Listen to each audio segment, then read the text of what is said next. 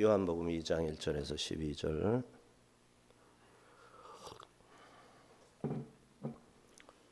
(2월 1일) 2장 1절 비슷하네요. 12절까지. 자, 한 절씩 교독합니다. 사흘째 되던 날 갈릴리 가나에 혼례가 있어 예수의 어머니도 거기 계시고 포도주가 떨어진지라. 예수의 어머니가 예수에게 이르되 저들에게 포도주가 없다 하니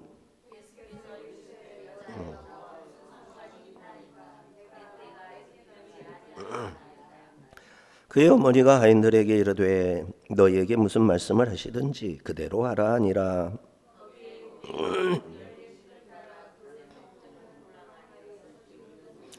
예수께서 그들에게 이르시되 항아리에 물을 채우라 하신즉 아귀까지 채우니 연회장은 물로 된 포도주를 맛보고도 어디서 났는지 알지 못하되 물떠온 하인들은 알더라. 연회장이 신랑을 불러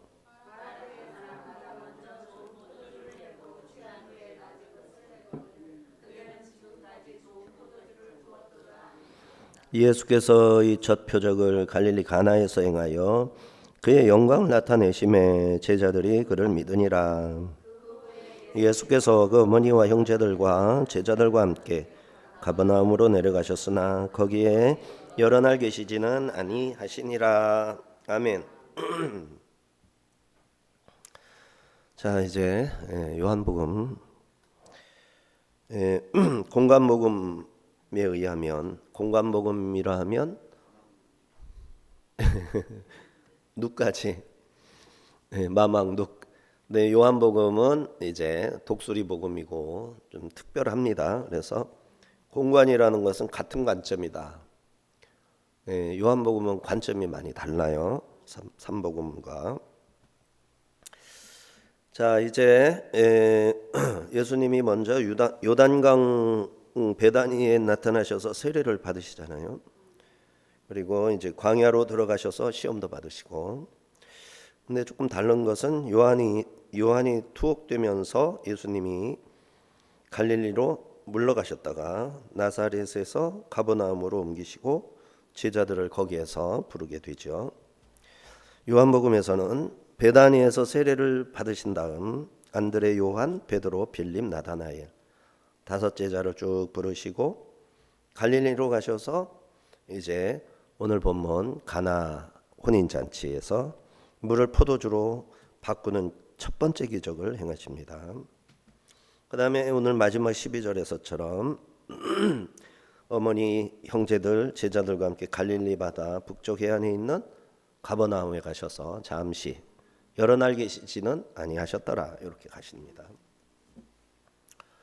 자, 이 사람과 같이 예수님의 공생애가 공관복음에서와 요한복음에서 차이를 많이 보이거든요.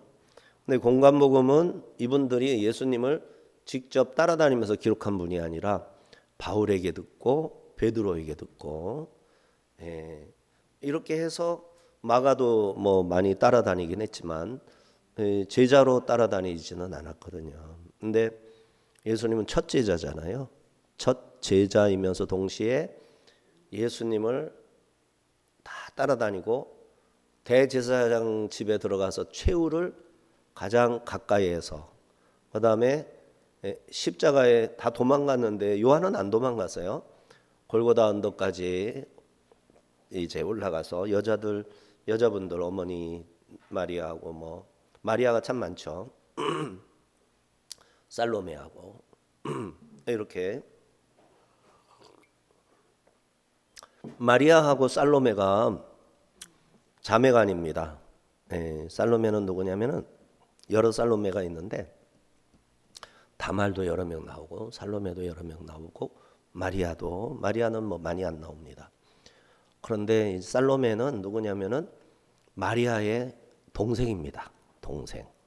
그리고 마리아의 동생 살로메와 마리아의 아들은 5 아들입니다. 5 아들. 예수, 그다음에 유다, 요셉, 그다음에 시몬, 그다음에 야고보를 뺐네.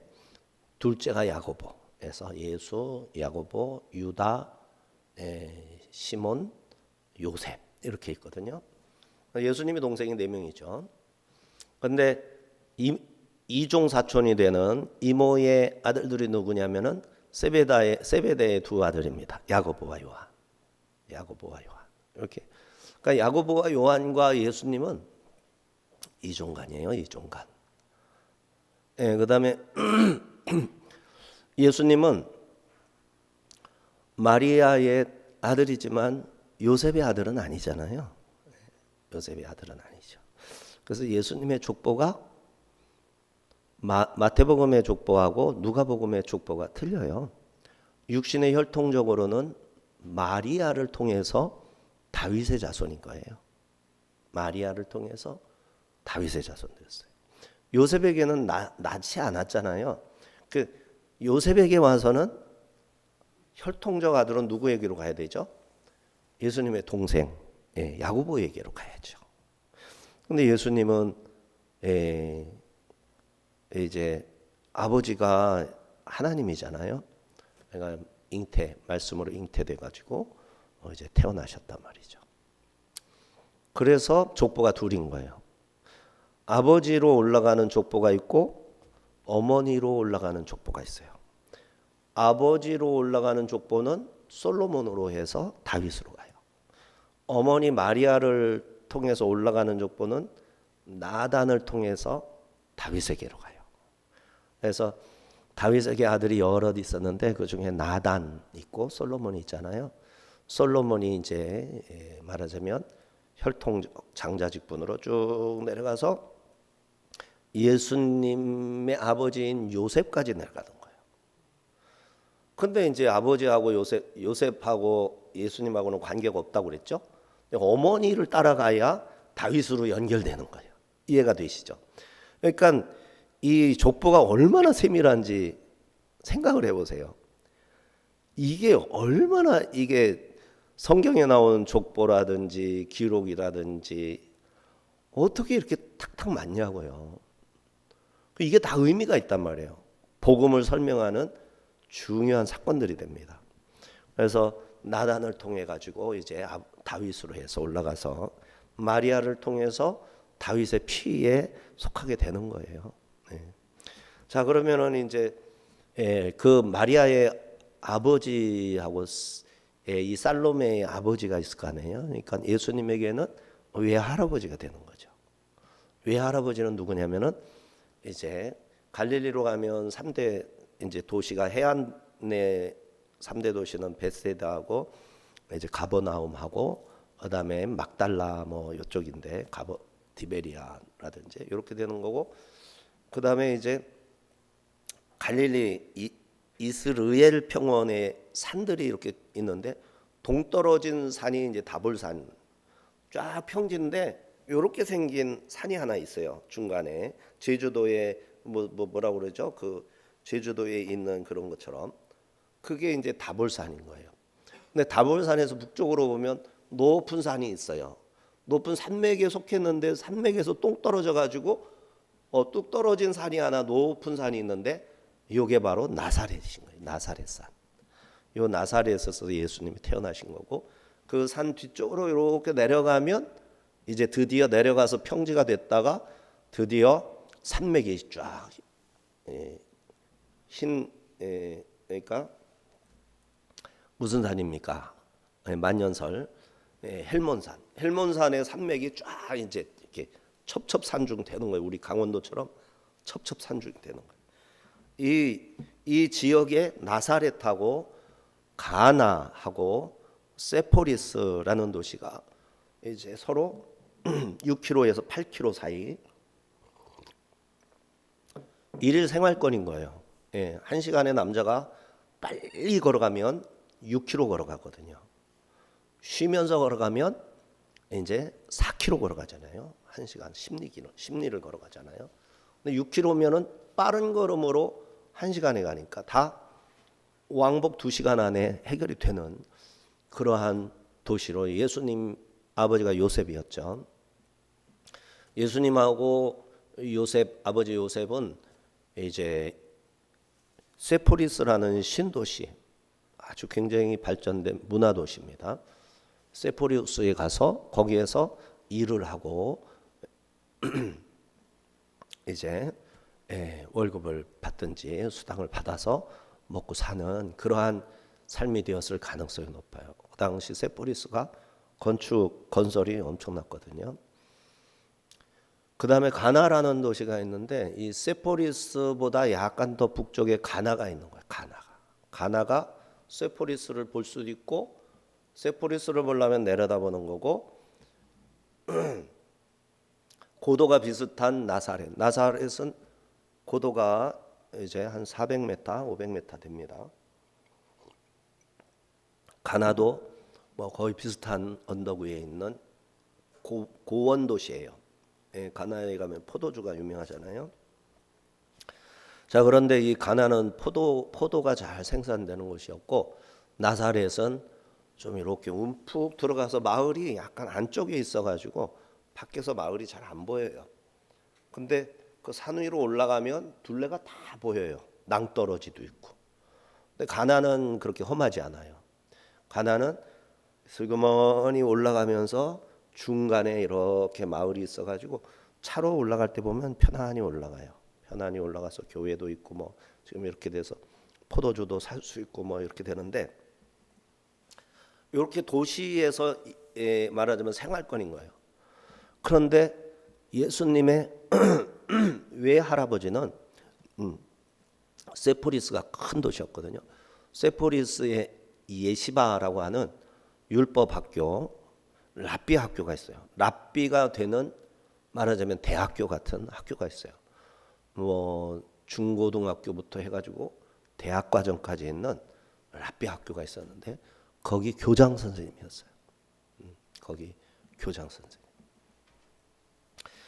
그리고 이제 큰 딸은 나사렛의 목수한테 시집간 거죠. 그리고 예수님을 낳은 거고 작은 딸은 어디로 시집을 갔냐면은 이제 가버나움으로 시집 갔어요. 가버나움에 누가 있어서 시집 갔느냐? 세베대가 있어서 살로메하고 세베다가 결혼한 거예요. 외할아버지가 같은 거죠. 그래서 이 세베대는 부자였어요. 재산을 많이 물려받은 것 같아요.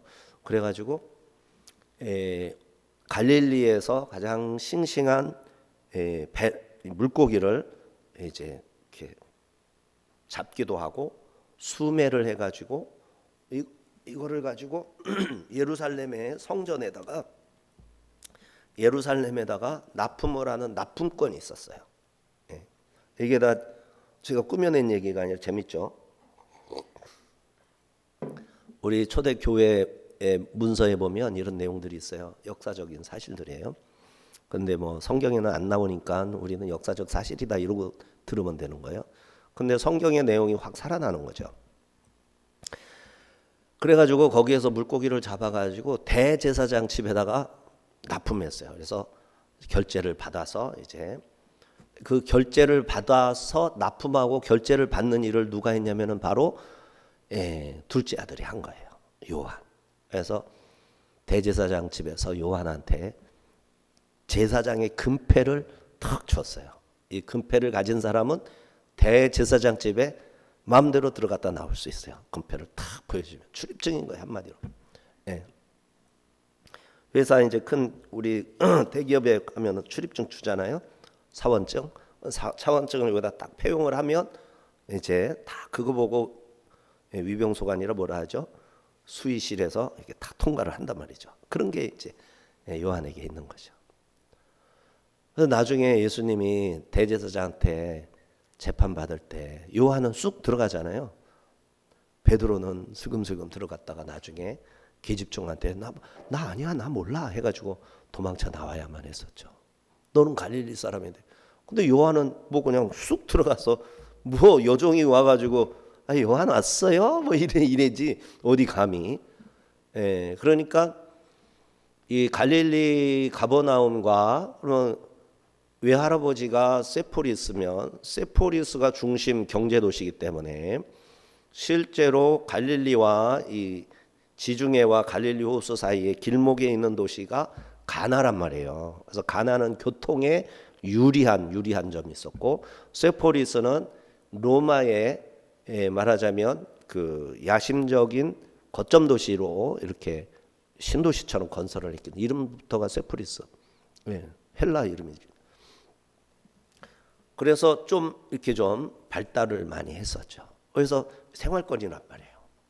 근데 예수님의 어머니는 어디서 사셨다고요? 나사렛에 사셨잖아요. 그런데 아버님이 친정 아버지가 뭐 하셨다고요? 세포리스에 말하자면 에시바 교장이었다고 그랬죠. 그러면은 이제 가나에도 이제 아는 사람이 다 있는 거예요. 가나에서 올라와 가지고 에시바에 그냥 학교 다니는 사람도 있고.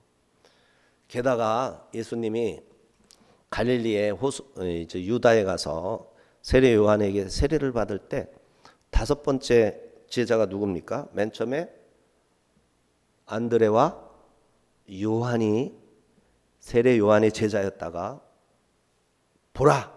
보라라는 말이 저분을 따르라 이 말이 되는 거거든요. 우리는 그냥 보라 하니까 쳐다봐라 이런 뜻으로 읽는데 그게 아니에요. 저분에게 가서 저분의 제자가 되어라 이런 뜻이란 말이에요. 그래서 두 사람이 가서 제자가 됐잖아요. 그리고는 이 안드레가 자기 동생을 전도했죠. 베드로를 전도했단 말이에요. 그리고 이제 베드로를 전도했더니 이제 제자가 지금 사실은 야고보까지 있지만 야고보를 기록을 안 해요. 요한이 너무 일찍 돌아가셨기 때문에 요한복음은 너무 늦게 기록을 하면서 좀 내용을 줄여야 할 필요가 있었는데 자기 형은 일찍 순교를 했어요. 기록을 안 합니다. 이때 아마 같이 아니면은 갈릴리에서 아버지의 세베대하고 물고기 관계로 바빴기 때문에 아마 제자가 되는 거는 한참 뒤에 이제 갈릴리 복음서에서 부르지만 그때 가서 불렀을 것으로 보이고, 그리고서는 갈릴리로 돌아가시려고 하다가 길목에서 누구를 보죠? 빌립을 봐요. 그래서 빌립을 예수님이 전도했죠. 나를 따르라. 첫 제자 두 사람은 누가 전도한 거죠? 세례 요한이 전도했죠. 두 번째 두 제자라고 그럴까? 한 제자는 누가 전도했죠? 안드레가 베드로를. 그 다음에 세 번째 전도 케이스 한 명을 먼저 전도했는데 누가 누구를 전도했죠? 예수님이 빌립을 전도한 거예요. 그러니까 빌립이 전도를 받고 가만히 안 있고 누구 전도해야 되잖아요. 다 누구 한 사람씩 전도했잖아요. 누구를 전도하냐면 나다나엘을 전도해요. 근데 요한복음 21장 2절에 보면 가나 사람 나다나엘 이런다고요. 그러니까 이 나다나엘이 가나 사람이 가나 출신. 근데 이 사람도 그러니까 말하자면 야고보, 요한, 베드로, 안드레 이 사람들하고 같이 갈릴리 사람인데 유다의 세례 요한한테 가서 말하자면 새로운 신앙운동, 전도 부흥운동, 회개운동이죠. 회개하라 천국이 가까웠느니라. 그래서 회개하고 천국을 맞이하자라는 새로운 신앙운동에 참여를 했던 사람인 거예요. 그래서 나다나엘이 예수님을 만나게 되잖아요. 누구 전도로? 빌립의 전도로. 무화과 나무 아래 묵상하고 있는데 빌립이 막 쫓아오더니 나다나엘 어서 가보세. 그래가지고 갔더니 예수님이 보라 참 이스라엘 사람이로다 이러거든. 자기 보고 선생님은 나를 아십니까? 어째서 저보고 참 이스라엘 진짜 이스라엘 사람 진짜 예수 믿는 사람 개념인 거죠. 우리 시대 우리 때는 참 이스라엘 사람은 저를 아십니까? 네가 무화과 나무 아래에서 네가 말씀을 묵상하는 것을 내가 받지 않느냐 하니까 나다나엘이 깜짝 놀라가지고 주여 당신은 이스라엘의 임금이로소이다. 하나님의 아들이로소이다. 이게 그냥 신앙 고백을 제대로 한 사람이 몇 사람 없거든요. 베드로가 제대로 해가지고 말하자면 이 반석 위에 교회를 세우리라 하면서 수제자 삼았잖아요. 근데 고백다운 신앙 고백을 베드로보다 먼저 한 사람이 누구예요? 나다나엘 바돌로메인데, 바돌로메가 나다나엘인데, 나다나엘이 처음으로 이렇게 신앙 고백을 한 훌륭한 제자인데 어디 사람이라고요? 갈릴리 가나 사람. 자, 그렇게 해서 이제 나다나엘을 전도하게 된 겁니다, 예수님이. 그리고 어디로 가실게요? 그 다음에 가신 데가 이제 어디냐면은 가나가 되는 거예요. 가나. 나사렛에 들렸을 수도 있지만 생략하고 가나로 가서 첫 기적을 행하신 다음에 그 다음에 간 데가 가버나움. 가버나움에 가서 수일만 유하였더라.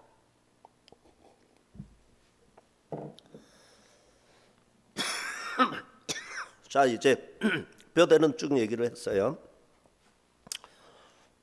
다시 또 나오겠지만 본문으로 이제 들어가도록 하겠습니다. 1절 3절 시작. 사흘째 되던 날 갈릴리 가나 홀레가 있어. 예수의 어머니도 거기 계시고 예수와 그의 제자들도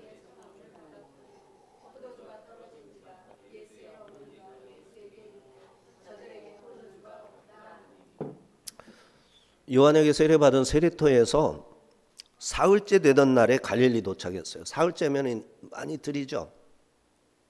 하루 이틀 간 거예요. 그리고 사흘째 되었어요. 이 키로수가 제법 100 몇십 킬로 되기 때문에 어마어마하게 빠른 젠걸음으로 간 거예요. 쉬지 않고 거의 이렇게. 그래서 사흘째 되면 하루에 40km는 갈 거 아니에요. 10시간 4km 하면 40km니까. 그러니까 이제 사흘째 248 80km에서 3일을 꼬박했으면 32 120km까지 가니까 도착을 한 거예요. 그러고는 이제 잠도 충분히 자면서 간 거죠. 홀레가 있어서 누구를 초청했냐면은 예수와 그 제자들도 그러죠. 갔더니 이제 포도주가 없었다. 근데 요 사흘째라고 그랬으니까 이튿날 했거든요. 계속해서. 그래서 요한에게 이제 말하자면 조사단을 보내가지고 요한을 막 물어보고 그럴 때 그 다음에 이튿날 하고서 예수님이 세례 받은 얘기를 하거든요. 요한이 세례 받는 장면을 직접 묘사하지 않아요. 요한복음은. 마태복음 3장에서 우리 설교 지지난주인가 있었죠. 요한복음에서는 요한이 세례를 베풀 때에 말씀하셨던 그분이 말하자면 나를 보냈던 그분이 세례를 베풀 때 성령이 그의 위에 내려앉는 것을 보거든 했었잖아요. 그것만 이제 말하자면 얘기를 하지 실제로 예수님이 세례를 받고 이런 식으로 이제 현장을 이렇게 묘사하듯 하지는 않으시거든요. 하여튼 이렇게 7일 예산이 되는 날이에요. 자, 그래서 이 가나는 아주 농업상업이 발달했고 포도가 잘 되고 햇빛이 잘 드는 곳이고 길목에 있어서 사람들이 오가도록 열린 도시였고 여기에서 첫 이적을 행하시면 그 이야기가 전국으로 퍼지기에 딱 좋은 도시였다. 혼인식에 갔어요. 수많은 사람들이 모였어요. 결혼 제도는 누가 만드신 제도죠? 하나님이 아담과 하와를 자, 말씀에 순종하는 것이 결혼식입니다. 그렇게 함으로써 어떤 결과가 나오죠? 하늘의 별과 바다 모래 같은 많은 자손을 낳을 수 있도록 하는 것이 결혼이란 말이죠. 자, 보통 이때는 결혼식을 일주일 동안 했어요. 뭐 일주일 동안 사람이 벅적벅적 되는 거예요.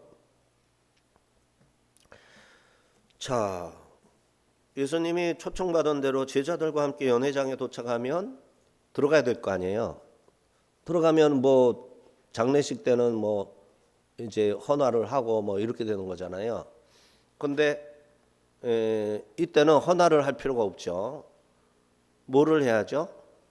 먹어야죠. 먹으려면 뭐라고 먹어야죠? 유대인이니까 손을 씻어야죠. 정결례 손을 씻어야 돼요. 그래서 들어가서 이제 손을 씻으려고 보니까 돌 항아리가 6개나 있어요. 그러면 돌 항아리가 6개나 있으면 많이 있는 거예요. 가정집보다는 대저택 내지는 어떤 공적인 시설일 수도 있고, 마을회관, 오늘날로 치면 마을회관인데 옛날에 마을회관이 없으니까 가나요 회당이 아니겠느냐 이렇게 볼 수도 있는데 여기서 그런 거를 얘기하지 않습니다. 하여튼 이 돌 항아리가 6개나 있으니까 보통 가정집에서는 돌 항아리가 하나 있는 거예요. 하나. 그것도 조그만 거 40리터 들어가는 40리터 물 요만큼, 요만큼 들어가는 거. 여기 있는데 6개나 있으니까 적지 않은 거예요. 게다가 큰 것도 있거든요. 회당 같은 데서는 100리터 들어가는 거예요. 100리터 들어가는 거. 도라무통 반통만큼 물 들어가는 거. 도라무통이 드럼통이 200리터거든요. 그러니까 어마어마한 양이죠. 그거를 물을 퍼서 손을 씻는 거예요. 물을 퍼서 씻고 흘려보내는 거죠. 흐르는 물에 씻어야 돼요. 자, 그런데 제자들하고 같이 가서 제자도 했으니까 제자가 몇 명이죠? 5명인데 뭐 6명일 수도 있는 거죠. 그래서 모두 6명 정도 되는 거죠. 그럼 물이 지금 어떻게 됐다고 보는 거예요? 이따가 물이 비었는지라 그랬죠. 물이 없는 거예요. 그래서 손을 씻으려니까 박박 긁어야 그게 이제 들어갔을 때 모습인 거예요. 예수님이 이 집에 뭐가 없다? 손 씻을 물이 떨어졌구나. 그런데 손 씻을 물을 채우지 않고 있구나. 이거를 예수님이 캐치를 한 겁니다.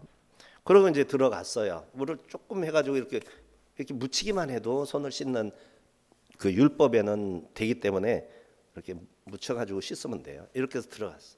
그랬더니 예수님의 어머니 마리아가 난색을 표하는 거죠. 저들에게 포도주가 있다 없다? 없다. 포도주하고 결혼잔치는 뗄래야 뗄 수가 없어요. 결혼식은 포도주예요. 포도주 잔치예요. 포도주는 기쁨을 상징합니다. 포도주는 기쁨이에요. 기쁨. 그래서 믿는 사람들은 기쁜 일이 있으면 포도주를 아주 기쁘게 마시면 됩니다. 이제 뭐 방탕하게 마시는 게 아니라 하나님이 나에게 기쁨을 주었다 했을 때 포도주를 마시면서 하나님을 찬양하는 거예요. 아시겠죠? 네, 그런 목적으로 마실 수 있는 거예요. 예수님이 포도주를 마셔야 되는데 포도주가 없어. 예수님한테 대접할 포도주가 떨어진 거예요. 물도 떨어졌고 못도 떨어지고 포도주도 떨어지고 둘 다 필요한 거죠. 뭘 채워야 되나? 이 물통에 물을 채우면 뭐를 지키는 거죠? 구약의 정결례법을 지키는 게 되죠. 예수님은 정결례법을 지키는 명령을 내릴 수가 있는 거예요. 그런데 포도주를 만들어주면 사다 주면 혹은 이렇게 하면 뭐를 채우는 거죠? 기쁨을 회복시키는 거예요. 기쁨을 회복시킨다는 의미가 어디에 있는 거예요? 두 사람이 결혼해가지고 하늘의 별처럼 바다의 모래처럼 알을 많이 낳을 것이다. 이게 포도주가 기쁨의 이유인 거예요. 그래서 이런 이유가 살아나는 거예요. 생산의 기쁨이 살아나는 거예요. 결혼의 기쁨이 하나가 된다라는 기쁨이 큰 거거든요. 그러니까 두 가지 기쁨이 다 결혼에는 삼위일체 하나님처럼 합하여 하나가 된다. 이게 의미가 큰 거고, 두 번째는 두 사람이 하나가 돼서 뭐를 만들어내는 거예요? 수없이 많은 생명을 생산하는 거예요. 하나님의 생명을 천하보다도 귀중히 여기시잖아요. 그러니까 포도주가 어마어마한 의미가 있는 거예요. 물은 뭐 하는 거죠? 손을 씻어서 정결하게 하는 거예요. 이 율법의 목적은 하나님 앞에 깨끗하게 살아라. 이거를 의미하는 거예요. 그러면서 간접적인 이득은 뭐죠? 손을 씻으면 여기 바이러스 닦아내는 거죠. 예? 청결한 병균을 멀리하고 청결한 삶을 살고 삶이 정갈해지는 거죠. 그러니까 삶에 도움이 되기는 해. 뭐가 더 훨씬 중요해요? 포도주가 특히 결혼식장에서는 어마어마한 비교가 안 되는 거예요. 예수님은 뭐를 채워야 되겠어요? 물 떨어진 집에 정결 물이 떨어진 집에 물을 채워야 될까? 포도주를 채워야 될까? 뭐를 채워야 될까? 이야, 기가 막힌 거 오늘 본문이. 예수님은 손 닦을 수 있는 물을 담는 통에 물을 너희들 빼먹었어. 물 채워. 율법도 지켜. 그죠? 그런데 그 율법을 지키는 순종하는 모습을 보고 뭐를 해결해 주셨어? 위기에 빠진 결혼식의 기쁨을, 포도주를 만들어서 회복시켜 주는 거예요. 이게 가나의 혼인잔치의 의미예요. 아시겠죠? 그래서 우리는 그런 일을 해야 됩니다. 어디를 가든지. 믿는 사람은 기쁨이 떨어져서 소진된 곳에 기쁨을 회복시켜주는. 그러니까 뭐 포도주를 많이 사들고 다니면서 나눠줘라 이런 얘기는 아니잖아요. 근데 뭐 그것도 필요하다면 할 수도 있겠죠. 그러나 중요한 거는 하나님과 나 사이에 죄로 말미암아 깨어진 관계에서 오는 그 암담함과 참담함, 고통 이런 거를 해결해 줌으로써 참된 기쁨을 회복시켜 줘야 된다. 할렐루야. 자, 그런데 마리아가 이제 예수님 보고 얘기를 저들에게인가 이렇게 그들에게인가 저들에게겠죠. 포도주가 떨어졌다 이렇게 했죠. 이 말은 뭐예요? 예수의 어머니가 저들에게 포도주가 없다. 뭐 하라는 얘기예요? 야, 너 아들아, 너 괜히 왔다. 이게 아니죠. 어머니가 지금 이 연회장에 말하자면 그 모든 것을 관리하는 최종 책임자인 거예요. 그러니까 이 말은 뭐예요? 포도주가 없는데 어떻게 하면 좋겠니? 이런 아주 이런 것으로 이해할 수도 있고, 좀 더 나가면 내가 좀 가서 포도주 좀, 제자들도 데리고 왔으니까 5명 터져가지고 동네 다니면서 포도주 좀 다 모아오너라, 이런 뜻일 수도 있을 것 같고. 근데 이 마리아가 누굽니까? 예수님을 잉태했을 때 어머머머 나는 처녀인데 이러면서, 그래서 가브리엘 천사가 어째서 이런 다 얘기도 듣고 하나님의 계시도 받았고, 또 아들을 다 헤롯 대왕이 죽였잖아요. 뭐 천사들도 와서 경배도 하고 뭐 다 동방박사도 와서 경배하고 다 했지만, 이건 엄연히 이 아들은 일반 그냥 사람이 아니잖아요. 기적이 계속 일어나는 거 아니에요. 그리고 애국까지 가는데 하나님이 살아서 이 아들을 지켜주신다는 거를 한두 번 경험했겠어요. 기적의 연속이었지. 그리고 이제 12살 났을 때 이제 예루살렘에 갈 일이 있어서 갔는데, 돌아가는데 아들이 없어진 거 알았잖아요. 그래가지고 아들아 뭐 예수야 찾으면서 막 갔더니 어디까지 갔어요? 성전까지 돌아갔더니 거기에서 아들아 네가 왜 여기 있느냐 했더니, 어머니 제가 여기 있어야 할 줄을 모르셨단 말이에요 이러잖아. 왜 그거를 왜 잊어버리는 거야? 하나님 아버지 집이 내가 진짜 내 집이고, 엄마는 그냥 엄마 하나님이 빌린 몸이잖아요. 이런 의미가 있는 거 아니에요. 왜 아버지 집에 있는 거를 모르고 찾아 헤맵니까? 없다 싶으면 바로 오셨어야지. 이렇게 말씀하신 거죠. 그러면서 회개했을까요? 안 했을까요? 회개했겠죠. 그러면서 누구에 대한 새로운 마음의 자세? 자기 아들이지만 하나님의 아들이라는 사실. 그리고 뭐 소소한 기적 같은 일들이 없었겠어요? 그러니까 마리아가 이 말을 할 때는 이 아들이 보통 아들이 아니라 하나님의 아들로서 기도하는 마음으로 어떻게 좀 해달라는 거지. 신적 능력을 발휘해서 이 어려운 문제를 해결해 달라는 거지. 뭔가 방법이 있지 않겠느냐 한 거지. 그때 예수님께서 뭐라고 그랬습니까? 아직 내 때가 아니다 하시는 말씀 4절 5절 시작. 예수께서 이르시되 여자여 나와 무슨 상관이 있나이까? 내 때가 아직 이르지 아니하였나이다. 그의 어머니가 하인들에게 이르되 너희에게 무슨 말씀을 하시든지 그대로 하라 하니라. 여자여, 이거는 그냥 감히 어머니 보고 여자 남자 찾고 있어 이게 아니에요. 레이디 뭐 이런 거 있잖아요. 이렇게 자기 뭐 말하자면 여왕님을 부르듯이 부르는 그런 여자여예요. 귀나이라는 건데. 자, 냉정한 말이 아니었다. 정중하게 높이는 말이었다. 그리고 내 때가 아직 이르지 아니하였나 할 때 아직이라고 그랬거든요. 이 말은 뭐예요? 벌써 유대에 가서 세례 요한 만났다 그러지. 어머니가 다 소식을 들었을 거 아니에요. 그리고 갈 때도 언제 올 건데 이제 너 공생애를 시작할 거냐 말 거냐. 어머니가 이제 아들하고 계속 상의를 한 거죠. 아직은요.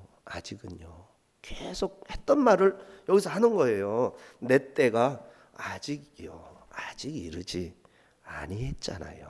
이런 계속 했던 말을 되풀이한다라는 것으로 들을 수 있어요. 여기 우포라는 말 not yet인데 조금만 더 기다려라. 이 기다려라라는 뜻이 포함된 not yet입니다.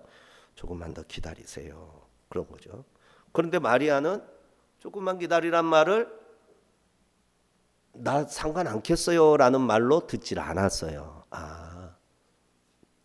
잠시만 기다리면 해결해. 한순간 아주 몇 번만 더 쉬면 해결될 거예요.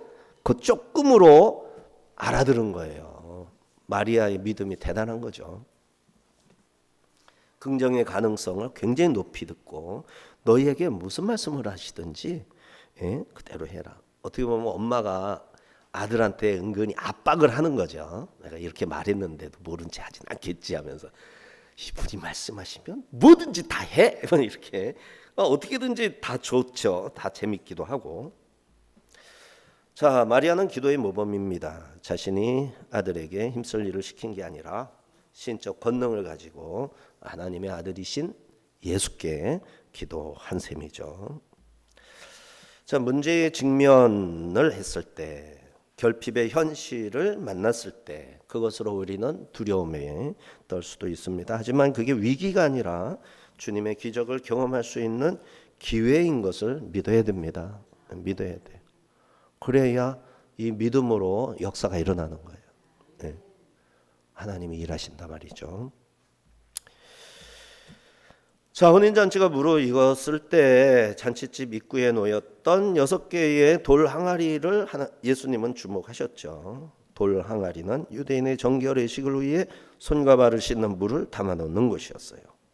6절 9절 거기에 유대인의 정결 의식을 따라 두세 통 드는 돌 항아리 6이 놓였는지라 예수께서 그들에게 이르시되 항아리에 물을 채우라 하신즉 아기까지 채우니 이제는 떠서 연회장에게 갖다 주라 하심에 갖다 주었더니 연회장은 물로 된 포도주를 맛보고도 어디서 났는지 알지 못하되 물도나인들은 알더라. 연회장이 신랑이 불러.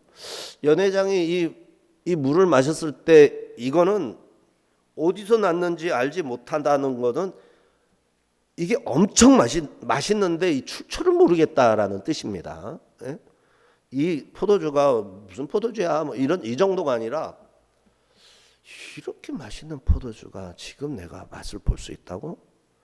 도대체 이거 어떻게 된 포도주지? 이렇게. 자, 물이 채워져 있어야 할 돌 항아리에 물이 모두 비워져 있던 거죠. 수많은 손님들이 드나들면서 물이 바닥에 났고 전전긍긍 할 수밖에 없는 이 모습은 유대교의 한계를 보여주는 것이다 라고 볼 수 있습니다. 사람을 깨끗하게 하겠다 세워놓고 물을 담는 율법의 항아리가 정작 가장 필요한 순간에 손을 씻을 수 있다 없다? 씻을 수가 없어요. 그래서 율법은 근본적인 부정함을 씻어낼 능력이 사실은 고갈될 수 있다. 긁어 모아도 채워지지 않는 빈 항아리가 지금 하고 나는 별거 아니야. 율법으로는 완전한 게 아니야 이러는 거예요. 그러고 입을 벌리고 있는 셈이에요. 요걸 눈여겨보신 주님께서 놀랍게도 항아리에 물을 채워라 이렇게 했더니 하인들이 물지개가 아니지만 하여튼 들고 날라가지고 아구까지 다 채웠다. 씻을 물을 채워라 하신 셈인데 요거는 율법을 준수할 물을 채워라 라는 단계를 통해서 진짜 목적은 마실 포도주를 만들기 위해 율법이 요구하는 말을 일단 무시하지 말고 순종해라 이렇게 볼 수가 있죠. 일단은 율법을 순종을 해라. 율법은 왜 순종해야 되나? 죄를 드러내고 심판을 경고하기 때문이에요. 법은 잔소리 혹은 뭐 이런 교통 무슨 법 이런 게 사실 우리 피곤하게 합니다. 하지만 내가 얼마나 이런 지키는 것을 번거로워하고 때로는 남모르게 어기고 뭐 쑥쑥 그냥 안 지키고 그냥 횡단보도 없으면 그냥 슥슥 지나가고 이런 내 자신이 어떤 사람인지를 보여주는 게 율법이 있기 때문에 내가 죄인이구나 하는 걸 알고 내가 교만하지 않을 수가 있는 거예요. 하나님 앞에 가서 저도 죄인입니다 할 수 있는 것이 율법 때문이다. 하지만 주님은 어떻게 이 사람들을 하늘의 기쁨을 맛보고 결혼의 그 굳건한 의미를 회복시켜 줄 수 있을까? 요거를 걱정해 주신 거죠. 예수님은 손 씻는 물, 외적 청결을 위한 그 물이 들어가야 할 자리에 내적 기쁨을 위한 포도주를 채우려고 율법이 요구하는 바를 일단 들어라. 하인들이 주의 명령에 군말 없이 순종했고 주님의 의도를 알지는 못했지만 엄청난 양의 물을 날라서 항아리 아구까지 채웠습니다. 아구까지 채웠다라는 것은 적당히 흉내만 낸 순종이 아니라 넘치기까지 철저히 이행을 하였다라는 것이죠. 그래서 물을 채우는 행위가 기적은 아니죠. 하지만 일상적이고 노동적인 이런 일상적인 수고를 통해서 뭐가 일어난다고요? 기적이 일어나는 거예요.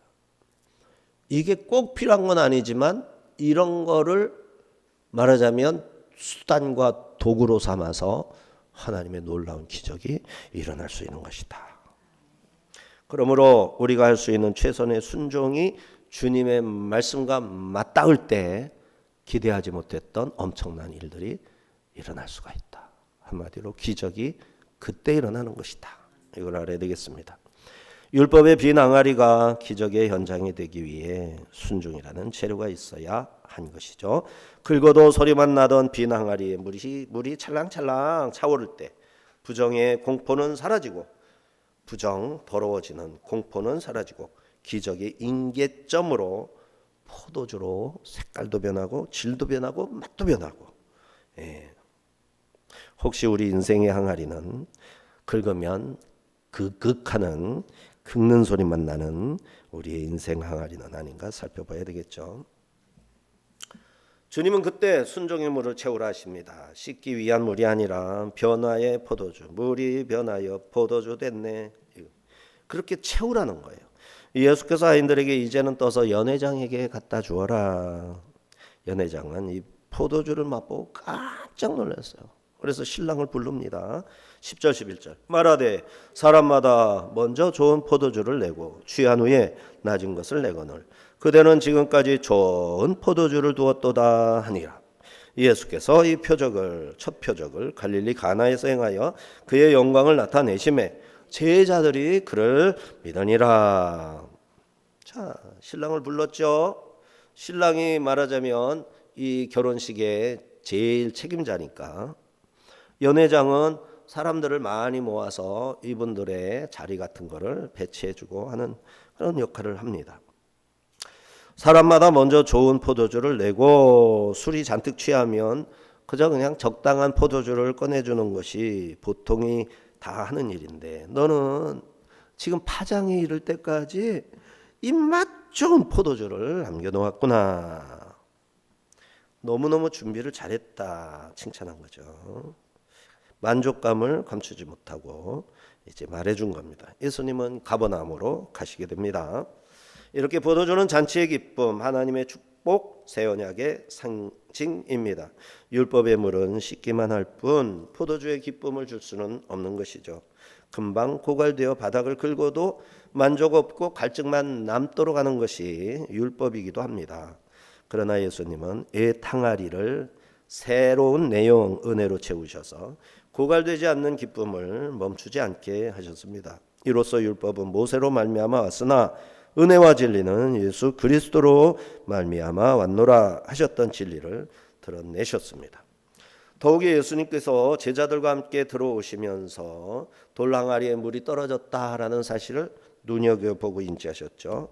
자비의 하나님이십니다. 이걸 어떻게 해결해 줄까 생각을 하고, 보통 해결만이 아니라 여기에 있는 가장 절실한 문제도 같이 해결해 주는 기회로 삼는 거죠. 자비의 하나님이십니다. 우리의 비워진 삶을 그냥 지나치지 않으시고 우리에게 뭐가 고갈되었는가, 뭘 놓치고 사는가 살펴보시고 해결해 주시려 하십니다. 포도주가 떨어진 잔치처럼 우리의 삶이 기쁨을 잃고 형식에만 얽매여 있을 때 주님은 오셔서 물을 채우라 하십니다. 그리고 그 순종 속에서 기적이 일어나는 것이죠. 우리는 종종 삶의 위기 속에서 형식적 해결을 추구합니다. 더 많은 종교적 행위, 더 많은 노력으로 문제를 덮으려 하죠. 첫 번째 표적, 세메이온은 표징인데요. 이 표징은 예수께서 죄를 사하시는 하나님이심을 보여주는 첫 번째 기적이었던 거예요. 왜냐하면 포도주는 피를 의미하거든요. 이 피가 영적인 이 중생, 영을 다시 살리는 피이기 때문에 진짜 기쁨을 맛보게 해주는 거예요. 예수님께서 왜 이 땅에 성육신 하셨나 목적을 보여주는 표징이었습니다. 이 표징은 조용한 표징이었습니다. 요한복음이 아니었더라면 잊혀질 뻔했으니까요. 그러나 정결례를 위한 물을 피를 상징하는 포도주로 바꿨다. 부분적으로 손과 발을 씻던 물이 할 수 없었던 근본적인 죄의 문제를 깨끗이 씻어주는 예수님의 피를 상징하는 포도주를 되게 하셨다. 희생의 피로 깨끗이 씻어서 손만 씻는 게 아니라 나의 영과 혼과 몸을 예수님의 피, 포도주가 피잖아요. 싹 다 씻어서 죄사함을 주고 정결하게 하는 이런 것을 보여준 기적이었습니다. 예수께서 행하신 첫 번째 기적이 피를 상징하는 포도주와 관련됐다라는 이 사실은 모세의 첫 번째 기적이 물을 피로 변하게 한 기적과 닮아 있죠. 죄를 심판하여 깨끗게 하는 게 피입니다. 이 피가 물로 부정한 것을 씻듯이 저주와 죄, 멸망의 대심판을 깨끗하게 떨쳐 정결하게 하는 것이죠. 12절입니다. 그 후에 예수께서 그 어머니와 형제들과 제자들과 함께 가버나움으로 내려가셨으나 거기에 여러 날 계시지는 아니하시니라. 여기서 요한은 예수님의 형제들과 제자들을 분리해서 언급합니다. 가버나움은 예수님의 가족들에겐 낯선 것이 아니죠. 양식을 구하는 시장이 가버나움에 있고 유대의 소식을 가장 빠르게 들을 수 있는 곳도 가버나움이고, 여기에는 세관이 있어서 물고기를 해외로 수출할 수도 있고 그런 곳입니다. 자, 이렇게 가버나움에는 제자들, 예수님의 형제들이 관련된 가족, 친구들, 동업자들의 생활의 기반으로 삼던 곳입니다. 가나에서 가버나움으로 온 것은 유다의 소식을 듣고자, 또 한동안 비워둔 나사렛에 필요한 생필품을 위해서, 또 한 주간 결혼식 기간 중 피로를 씻는 휴가의 의미로 찾았을 것입니다. 이 가버나움 여행은 예수님의 온 가족이 함께한 마지막 여행일 수 있어요. 왜냐하면 예수님은 이제 구원의 때를 위한 사역을 준비하셔야 하기 때문이죠. 제자들은 예수님의 행하심과 가르치심을 통해 더욱 온전한 믿음을 가지게 될 겁니다. 자, 율법의 항아리에 물을 채웠을 뿐인데 결과는 율법이 상상할 수 없었던 최상품 포도주를 얻게 하였죠. 가나의 혼인잔치 비워진 항아리를 통해 율법의 영식은 비워지기 마련이지만 주님의 은혜는 우리에게 말로 표현 못할 기쁨을 주시는 것이다. 주님은 우리에게도 항아리에 물을 채워라 말씀하십니다. 비워진 항아리처럼 느껴지는 가정의 갈등, 영적 메마름, 세상 압박이 있을 때 주님의 말씀에 귀를 기울여 그 말씀으로 우리 심령을 채워서 순종해야 됩니다. 아귀까지 채우는 순종으로 나가면 주님은 그 물을 포도주로 바꾸실 겁니다. 그러므로 우리는 삶의 빈 돌 항아리를 주님 앞에 내놔야겠습니다. 바닥이나 긁는 고통을 멈추고 주님의 말씀대로 아귀까지 순종을 채워야겠습니다.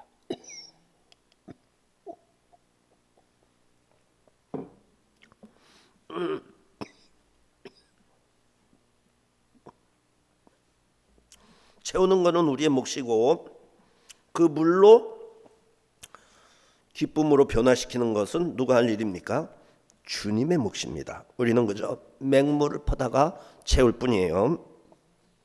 그러면 주님의 손길이 닿을 때 평범한 순종이 극상품 포도주가 되어서 기쁨이 마르지 않게 되는 것이죠. 기도합니다.